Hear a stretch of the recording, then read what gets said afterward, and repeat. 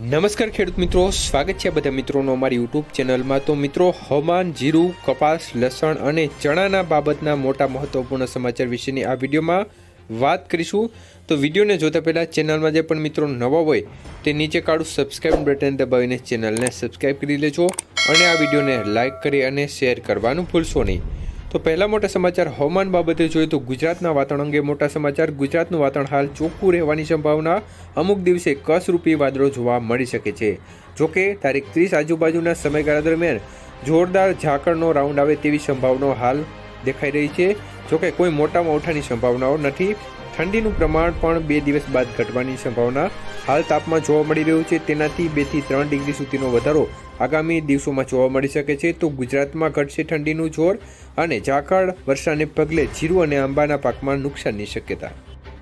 અન્ય તરફ જીરુના સમાચાર જોઈએ તો જીરું વાયદો સુધરતા હાજરમાં પણ પ્રતિમાણે 100 થી 150 રૂપિયાનો સુધારો જોવા મળ્યો છે અને ખાસ કરીને જીરુમાં નિકાસ વેપારો થોડા ચાલુ થયા છે અને રમજાનની માંગ સારી હોવાને કારણે બજારને ટેકો મળી રહ્યો છે। તો જીરુના વેપારીઓ કહી રહ્યા છે કે નવા જીરુની આવકો થોડી ચાલુ થઈ ગઈ છે અને ગોંડલ, રાજકોટમાં 100 બોરી આસપાસની આવકો થઈ રહી છે। આગામી સપ્તાહથી આવકોનો પ્રવાહ વધવાની સંભાવના। અન્ય તરફ લસણના સમાચાર જોઈએ તો લસણમાં લાવ ઓછી આવકોથી બજાર વધુ 200 રૂપિયા વધી।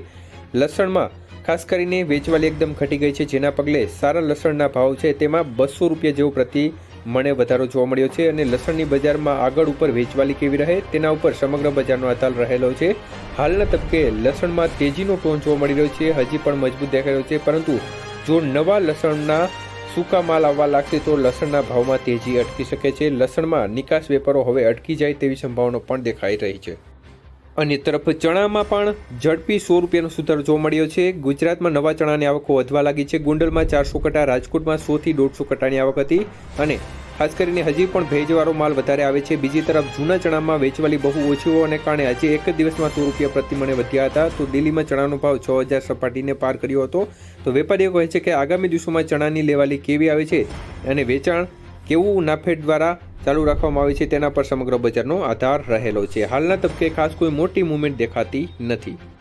બીજી તરફ કપાસના ભાવ વિશે વાત કરીએ તો ઘસાતા ભાવથી કોઈ ખેડૂતો કપાસ સાચવવા માંગતા નથી, ત્યારે આ વખતે વાવેતરમાં કપાસમાં ગત વર્ષની તુલનાએ જબર વધારો થયો હતો। તે આગામી ખરીફ સિઝનમાં થોડો જાજુ કાપ મુકાવવાની વાતો ખેડૂતોના મોઢે પણ સાંભળવા મળે છે। ગત વર્ષે કપાસનું ઉત્પાદન છે તેમાં બેસ્ટ ક્વોલિટી પણ ભાવ નહીં, તો આ વર્ષે ક્વોલિટીમાં ગુલાબી ઈયળે ઠેકાણા રહેવા દીધા નથી અને બીજી તરફ બજાર પણ ગત વર્ષની તુલનામાં ઘસાઈ ગઈ હોવાને કારણે આગામી વર્ષે ખેડૂતોએ મન બનાવી લીધું છે કે કપાસ તરફથી આગામી દિવસોમાં આગામી વર્ષે કપાસનો વાવેતરમાં મોટો ઘટાડો થાય એ વાત પાકી।